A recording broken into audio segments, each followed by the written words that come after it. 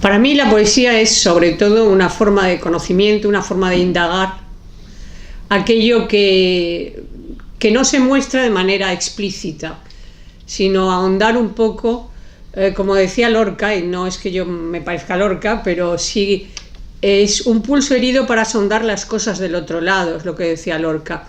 En cierto modo, para mí eso es la poesía. Escribo sobre todo para conocer, para saber, para incluso conocerme a mí misma. Es una pregunta dificilísima en todos los sentidos, porque en principio la poesía para mí, o la necesidad, o el escribir, o la necesidad de escribir, surge de un impulso de algo que es muy difícil de definir, por lo menos para mí es difícil de definir. Supongo que como casi todo el mundo empecé a escribir en la adolescencia, en los primeros años del bachillerato, en el momento en que tuve más conciencia de lo que era la poesía. Yo siempre he sido muy buena lectora, comencé a leer muy pronto libros. Yo tengo 2 hermanos mayores que tenían una biblioteca bastante surtida y empecé a leer en casa. Pero la poesía me llegó un poquito más tarde, ya en los años del bachillerato, diríamos. En Madrid, yo nací en Madrid y toda mi escolarización, bachillerato, facultad, todo lo hice en Madrid. Empecé a escribir, sobre todo en los años del bachillerato, y primero leí mucha narrativa porque mis 2 hermanos mayores tenían una biblioteca bastante surtida. Leí cosas que no comprendía absolutamente. Yo recuerdo haber leído Goethe cuando tenía 11 o 12 años, no me enteré absolutamente de nada. Pero por lo menos siempre andaba por casa con un libro u otro. En casa nunca me prohibieron leer una cosa u otra. Yo leía lo que pillaba y ya está. Lo que pasa es que la poesía me llegó a mí un poco más tarde, porque mis hermanos no eran excesivamente aficionados a la lectura de la poesía. La poesía me llegó un poco más tarde, cuando estudié el bachillerato, y entonces yo recuerdo que leí Cernuda. Cernuda para mí fue una especie de descubrimiento mágico de lo que era la palabra poética. Naturalmente también leí Cernuda, Cernuda, sí, ya lo mencioné.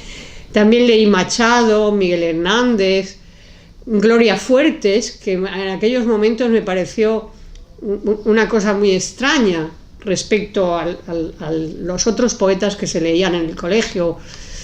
Y en cambio me pareció muy fresco el hecho de poder poetizar sobre cualquier cosa, que es lo que hace en el fondo Gloria, ¿no?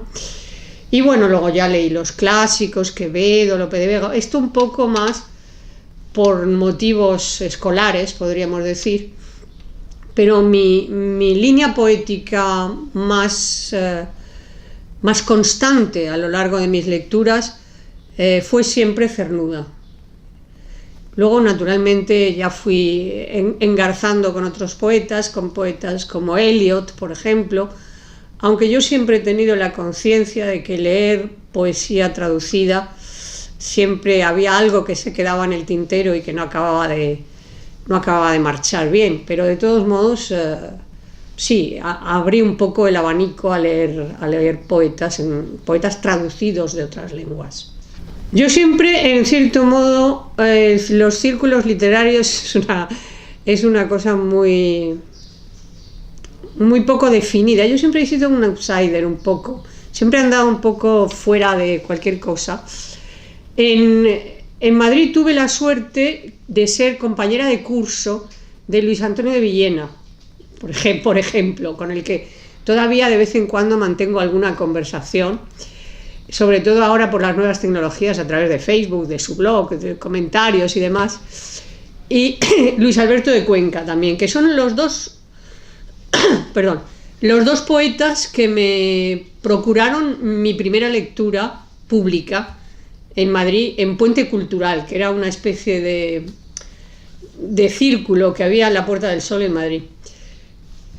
Y luego ya aquí en Barcelona, pues un poco con los poetas más o menos, un poco más jóvenes que yo en realidad, pues Silleruelo, Concha García, un poco los poetas que nos reunimos a veces bueno, de vez en cuando, con una cierta periodicidad, en Bauma, y allí pues intercambiábamos lecturas, nuestros propios poemas, aparte de pasarlo bien también, eso también cuenta.